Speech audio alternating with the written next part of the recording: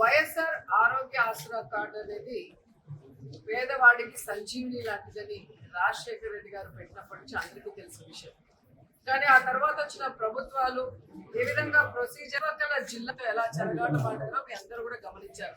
కానీ రాజశేఖర రెడ్డి కొడుకైన జగనన్న తండ్రిని మించిన తనయుడుగా ఈరోజు వైద్య రంగంలో ఏ విధంగా పెను మార్పులు తీసుకొచ్చారు, అలాగే ఈరోజు ఏ విధంగా పిహెచ్సిలు కానీ సిహెచ్సిలు కానీ 100 బెడెడ్ హాస్పిటల్స్ కానీ అన్నిటినీ కూడా రెనోవేట్ చేసి అన్ని ఫెసిలిటీస్ ని అందుబాటులో తీసుకురావడమే కాకుండా ఈరోజు దాదాపుగా 3257 ప్రొసీజర్స్ ని ఆరోగ్యశ్రీ కిందకి తీసుకొచ్చి చుట్టుపక్కల ఉన్న రాష్ట్రాలు ఏదైతే తెలంగాణ తమిళనాడు విస్తరింపజేసి పేదవాడికి మంచి ఆరోగ్యాన్ని అందించాలన్న ఒక పెద్ద మనసుతో ఆయన డెసిషన్ తీసుకున్నారో మనం అంతా కూడా ఈ రోజు గమనించాం.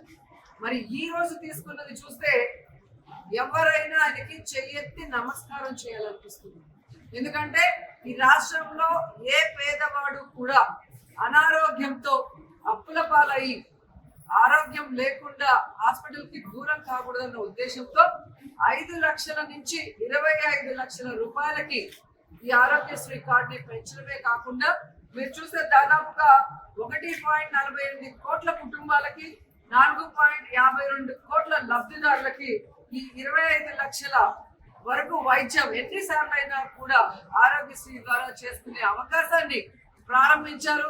నిజంగా ఇలాంటిది తీసుకురావాలి అంటే ఈ దేశంలో ఎవరికి కూడా అంత పెద్ద మనసు లేదు. ఒక్క వైఎస్ఆర్ కుటుంబానికే ఆ పెద్ద మనసు ఉందన్న విషయాన్ని ఈరోజు ప్రజలందరూ కూడా గమనించారు.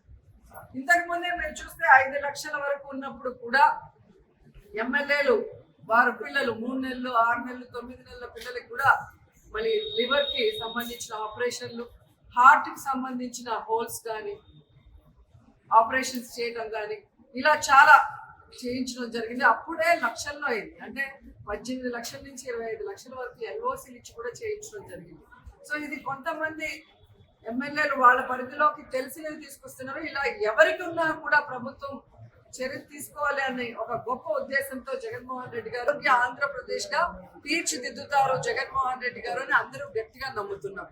అండ్ ఈ రోజు మీరు చూస్తే ఈ ఆరోగ్యశ్రీ కార్డ్ ని ఎలా వాడుకోవాలో చాలా మంది కూడా తెలియలేదు. గతంలో మీరు చూస్తే వారు ఏ నెట్వర్క్ హాస్పిటల్కి వెళ్లకుండా ఎక్కడో సందులో గొంతులో మామూలు హాస్పిటల్కి వెళ్ళటం, వాళ్ళు ఈ పేదవాళ్ళని ఆ సమయాన్ని వాళ్ళకి అనుకూలంగా ఉపయోగించుకొని ఏ విధంగా డబ్బులు పిండేసి వాళ్ళ అప్పులు పాలు చేయడమో మనం గమనించాం. ఇవి తెలుసుకొని ఈరోజు ఆరోగ్య సురక్ష కార్యక్రమంలో ప్రతి సచివాలయ పరిధిలో కూడా ఆరోగ్యశ్రీ కార్డు ఎలా వాడుకోవాలి, నెట్వర్క్ హాస్పిటల్స్ ఎక్కడెక్కడ ఉన్నాయి, సో అక్కడికి వెళ్ళటానికి వీరికి సహాయ సహకారాలు సచివాలయ స్టాఫ్ అలాగే హాస్పిటల్స్ లో ఆరోగ్య మిత్ర ద్వారా ఎలా అందించాలి అనేది క్లియర్ గా అందరికీ ఎక్స్ప్లెయిన్ చేయడం కూడా జరిగింది. అలాగే 104 కాల్ సెంటర్ పెట్టడం జరిగింది. అలాగే మీరు చూస్తే ఈ రోజు ఏ విధంగా ఆరోగ్యశ్రీ యాప్ ని డౌన్లోడ్ చేసుకొని వాళ్ళ ఇంట్లో ప్రతి ఇంట్లో కూడా చదువుకున్న పిల్లలు ఉన్నారు. సో దాని ద్వారా వాళ్ళకి near by hospitals network hospitals ఎక్కడున్నాయి, వారికి వచ్చిన జబ్బుకి స్పెషలిస్టులు ఏ హాస్పిటల్లో అయితే బాగుంటారో తెలుసుకొని అక్కడికి వెళ్ళి వైద్యం చేసుకొని తిరిగి ఇంటికి వచ్చి వారు వర్క్ చేసుకోలేని పరిస్థితుల్లో ఆరోగ్య ఆసరా ద్వారా కూడా వారిని ఎలా కాపాడాలి అనేది క్లియర్ కట్ గా కూడా దాంట్లో ఇవ్వటం మనం గమనించాలి.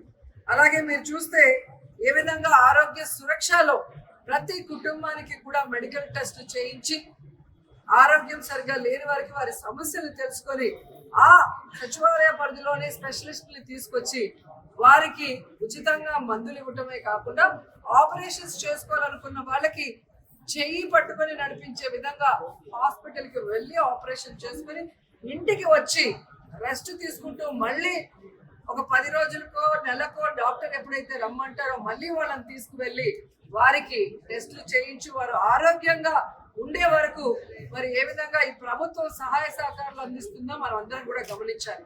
ఎందుకు నేను ఇంత నొక్కి చెప్తున్నానంటే వేరే రాష్ట్రంలో మీరు చూస్తే ఎలక్షన్ అప్పుడు ఏదో మేనిఫెస్టోలో చలేసే నాయకులు మీరు చూసారు, కానీ ప్రతిదీ కూడా తన కుటుంబ సభ్యులకి ఎలా అయితే ఇంట్రెస్ట్ తీసుకొని చేస్తారో ఈ రాష్ట్రంలో ఉన్న ప్రతి పేదవాడి కుటుంబాన్ని సొంత కుటుంబంలాగా భావిస్తూ ఆ కుటుంబంలో ఒక పెద్ద కొడుకులాగా జగన్మోహన్ రెడ్డి గారు చేస్తున్న కార్యక్రమాల్ని ఈ రోజు ఈ రాష్ట్ర ప్రజలందరూ కూడా గమనిస్తున్నారు.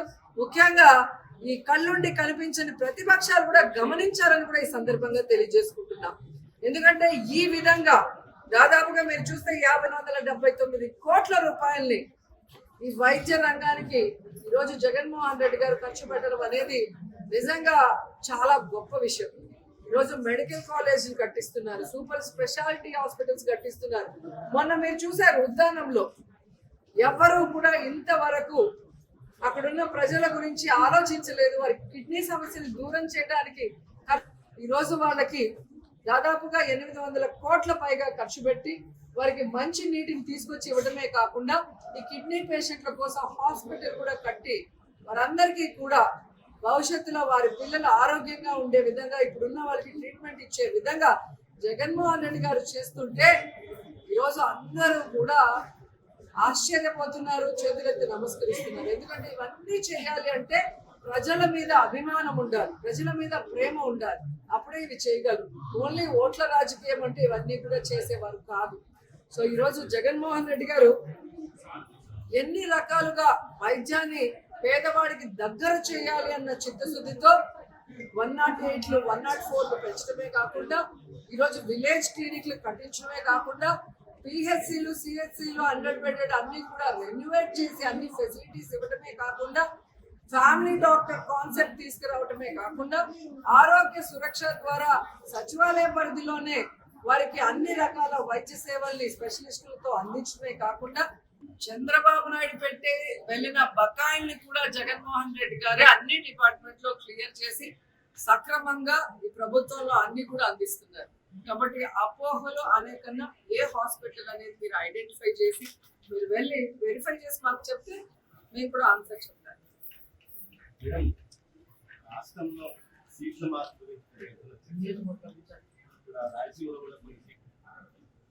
ఎలక్షన్స్ వచ్చేటప్పుడు ఖచ్చితంగా ప్రజల్లో ఉండి ఖచ్చితంగా ప్రజల మన్ననలు పొంది గెలిచే సీట్లు వాళ్ళకే ఉంటాయి. కొన్ని ఎమ్మెల్యే మినిస్టర్ల విషయాలకు వచ్చినప్పుడు మినిస్టర్స్ ఆల్రెడీ ఆ కాన్స్టిట్యున్సీలో వాళ్ళు బలంగా ఉంటారు కాబట్టి ఒకవేళ కొందరిని పక్కా కాన్స్టిట్యున్సీకి మార్చినా ఆ 2 కాన్స్టిట్యున్సీని గెలిపించే బాధ్యత మినిస్టర్ల మీద పెట్టడం అనేది మనం గమనిస్తున్నాం. అండ్ మూడోది నిజంగానే ఎవరికైనా సీటు లేదు అంటే 4.5 సంవత్సరాలు మనకి అవకాశం ఇచ్చారు. అండ్ ఎమ్మెల్యేలు ఎమ్మెల్సీలు ఎంపీల మీటింగ్స్ మా ఏదైతే గడప గడపకి మన ప్రభుత్వ కార్యక్రమం మీటింగ్స్ జరిగినప్పుడు క్లియర్ కట్ గా జగన్మోహన్ రెడ్డి గారు చిన్న పిల్లలకు చెప్పినట్టు చెప్పారు, నాకు మిమ్మల్ని ఎవరిని వదులుకోవటం ఇష్టం లేదు, అందరం కలిసి ప్రయాణం చేయాలనుకుంటున్నాం.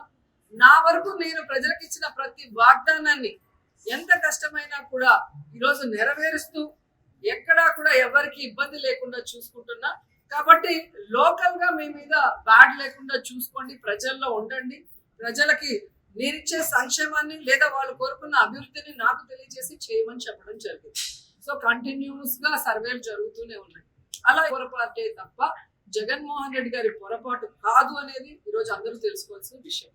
అండ్ ఇంకోటి, ఈరోజు వాళ్ళకి వాళ్ళు కొంతమంది ఊహించేసుకొని సీట్లు రాలేదనేసి వాళ్ళు బాధపడితే దానికి మనం ఏం కూడా సమాధానం చెప్పలేదు. ఏదైనా మార్పులు చేర్పులు ఉన్నా కూడా పిలిచి వాళ్ళతో 2-3 డిస్కషన్స్ అయిన తర్వాతే మార్పులు జరుగుతున్నాయి తప్ప ఎక్కడ ఇంతవరకు ఎవరిని పిలవలేదు. పిలిస్తే చెప్తారు వాళ్ళే.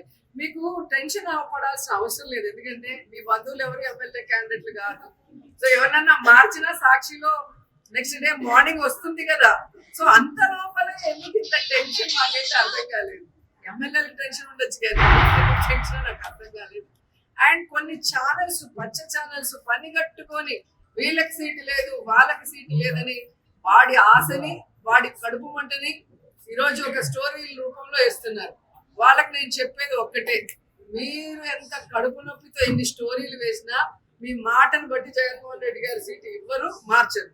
కాబట్టి నీ కడుపు మండకి నువ్వు మెడిసిన్ తీసుకుంటే అది తగ్గుతుంది తప్ప నువ్వు ఇలా చేయటం వల్ల ఎవ్వరు కూడా నమ్మే పరిస్థితి లేదు. అన్న నేను చేయాలని ఆశపడుతున్నావా? అదే అంటున్నారు కదా, చేసుంటే మీకు సాక్షిలో వస్తుంది. సో సాక్షిలో వచ్చింది అంటే ఖచ్చితంగా గవర్నమెంట్ డెసిషన్ తీసుకున్నట్టు. ఈనాడులోనో ఆంధ్రజ్యోతిలోనో ఎల్లో మీడియాలో వచ్చింది అంటే అది కడుపు మంటతో వచ్చింది అనేది మీరు గుర్తుపెట్టుకోవాలి. ఈరోజు పవన్ కళ్యాణ్ గాని చంద్రబాబు నాయుడు గాని ఎవరికి ఎన్ని సీట్లో వాళ్ళకే తెలియట్లేదు, ఎంతవరకు సీట్లు పంచుకున్నది లేదు. అసలు మేనిఫెస్టో కంబైన్డ్ మేనిఫెస్టో అన్నారు. ఆ మేనిఫెస్టో ఏంటో తయారు చేసుకోవడానికి వాళ్ళకి సమయం లేదా, లేకపోతే చేయడానికి ఐడియాలు రాలేదా నాకైతే తెలియలా. ఒక చోట నించోటానికే భయపడి చేస్తున్నారు చంద్రబాబు నాయుడు పవన్ కళ్యాణ్. ఇద్దరు రెండు చోట్ల నించోవాలనుకుంటున్నారు. సో ఎక్కడి నించోవాలా, ఎలా గెలవాలా, ఎవరికి ఎన్ని సీట్లు తెలియని వాళ్ళు మాకు సీట్ ఉందా లేదా అని చెప్పి ప్రచారం చేస్తున్నారంటే ఇది జబర్దస్త్ని మించిన కామెడీగా ఉంది తప్ప మరొకటి లేదు.